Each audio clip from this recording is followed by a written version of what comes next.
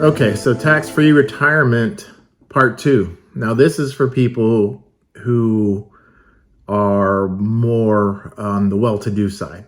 They have, you know, income that not even income. Let's just say they have net worth of $5 million or more.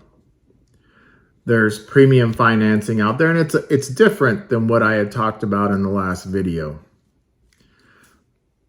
In this scenario, they do have some collateral that's taken, and usually there is some form of contribution as well towards the premiums, or maybe towards interest on the loan. It could be a number of things. It just depends on the lender, but the collateral typically is say some stocks that are dividend paying stocks that you're never going to sell. You're not going to sell them because it's I don't know, it's some blue chip stock that you buy it, you hold it, it continues to grow, it pays a dividend, it buys you more stock, and it's just going to keep building.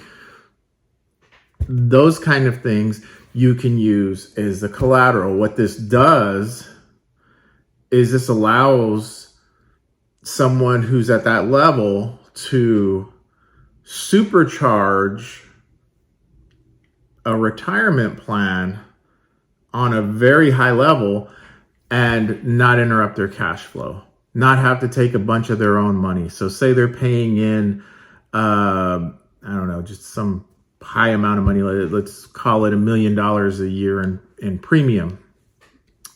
And that's going to be paid for 10 years. Rather than tying up their own money, maybe they do have the money, but instead of tying it up, they're able to actually not have to pay that. They're going to pay a minimal amount in comparison. Yeah, for the first 2 or 3 years, they're going to have some sort of connection to collateral. But after the cash value catches up, after those first 2 or 3 years, the collateral goes away. The collateral there's no longer any collateral necessary. So for someone who is on this level, who doesn't want to interrupt their cash flow, this is a beautiful thing as well. This allows them to put all this money in there and then on the back end really reap the benefits of tax-free retirement. And it's also a potential method of transferring wealth. So in both scenarios, even from the last video, I didn't mention that, but there's still some wealth to be transferred in that same scenario. And that wealth, some of the wealth that was built up for those plans wasn't even because it was your own money. It was built on money you borrowed. So anyway, I also do those. That is something else I can help with. Same thing. I run, very conservative scenarios to show what it can do. And, being on the conservative side, if it outperforms, which in most cases it will, because it is very, very conservative, in most cases it will, then if it does outperform it, well, you're ecstatic.